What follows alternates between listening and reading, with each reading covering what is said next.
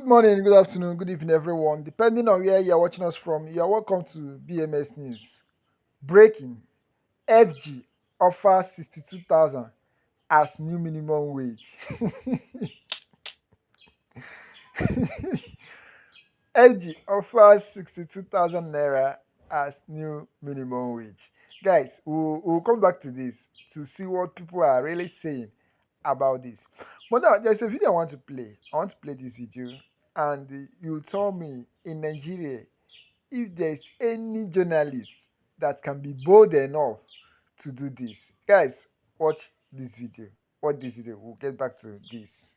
This election is not about age, but it's about character. So you have two choices. You have my husband, Joe, who you all know, who has integrity, he's strong, he's steady, he's a leader, he's smart, he's energetic, or you have chaos. And my husband's, and you're going to see how smart he is and the experience he has. I believe that Americans are going to choose good over evil. Okay, so Madam First Lady, respectfully, it's very bold of you to sit here and talk about good and evil, given your husband has demonized half of the country and continues to do so while prosecuting his political opponent. Now, Joe has been in politics for 48 years, including his presidency. Yet you have nothing to show for. Otherwise, you would have spent your time here talking about his actual accomplishments instead of saying empty words. And finally, I agree. This election is not about age. It is about being able to walk without getting lost. It is about being able to find your way off a stage. It is about being able to go up and down the stairs without falling.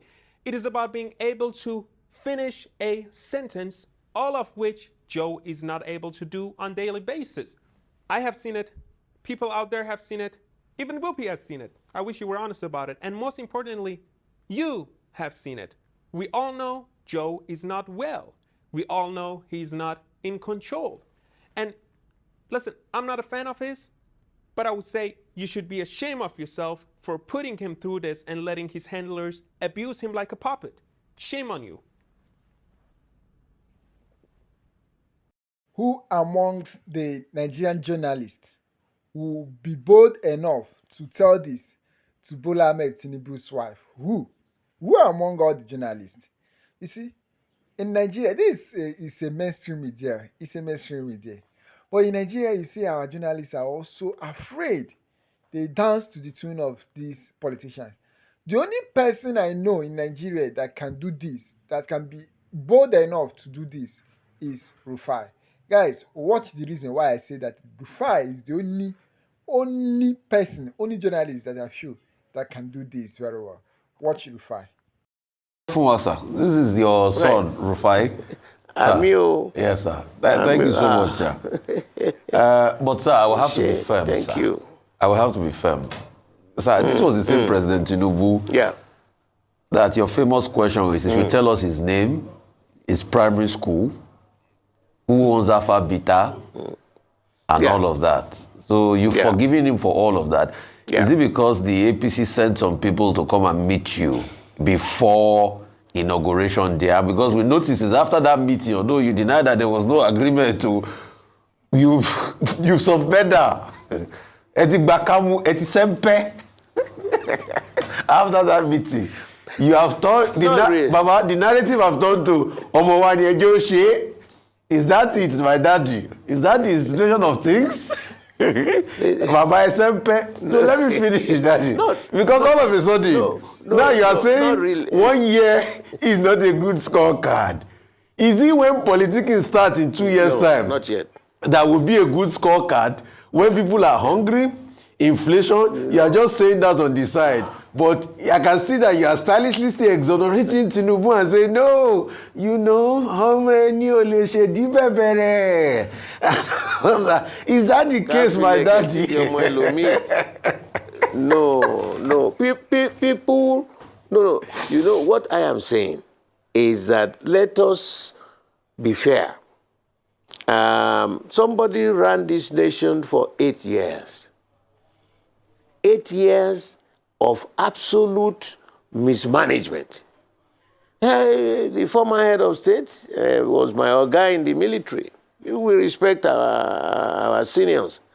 But that what they caused this nation in the 8 years, you can't expect somebody, even if we had won the election, it would have been near impossible. Because first of all, you want to find out what did they do, how did they do it. That's why I said we must give our best of today so that tomorrow will be better.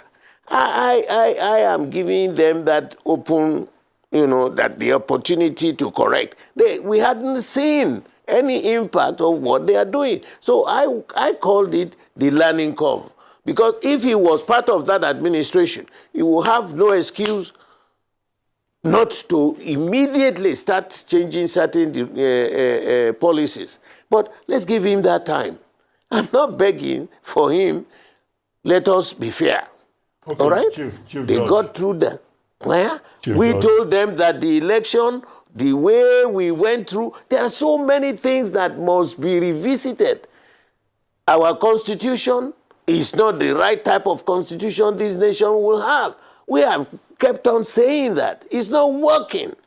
Number two, the economic indices are frightening. Look at the inflation rate. It's rising.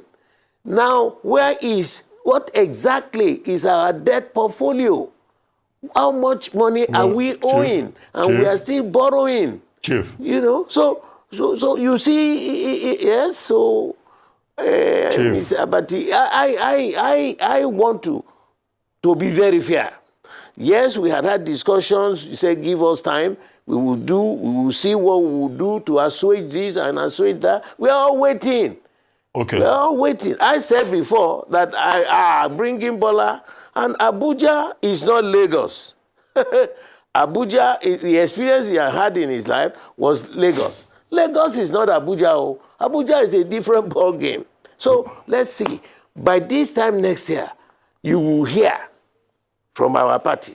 Okay. I can bet you that, because we have given him enough time to have seen all the flaws and then try to make amends so that we can move forward. Okay, Chief Judge. Party. Yeah, okay. Over to you. Look, the Northern Elders Forum, they are saying something different. They're saying that, in fact, in 1 year, the Tinubu administration has not even shown that it's interested in running Nigeria. The people of the Southeast also have issues with how the Nnamdi Kanu matter has been handled. You said Abuja is not Lagos. When the APC and President Tinubu were campaigning, what we were told is that Tinubu has done it in Lagos. He will do it in Abuja. That's precisely what we were told. And the campaign line was that, look, a man who is the godfather of Lagos and has been running Lagos forever, which you oppose, that when he gets to Abuja, he will do the same thing. Now, so you are now making excuses that, 1 year is not enough. Is it because he's a Yoruba man? No. And is it because, hold on, you said, let's wait till the second year. The same Tinubu that people said, no, is a knowledge worker who knows to identify talents. Where are those talents? Whether from Lagos or from elsewhere.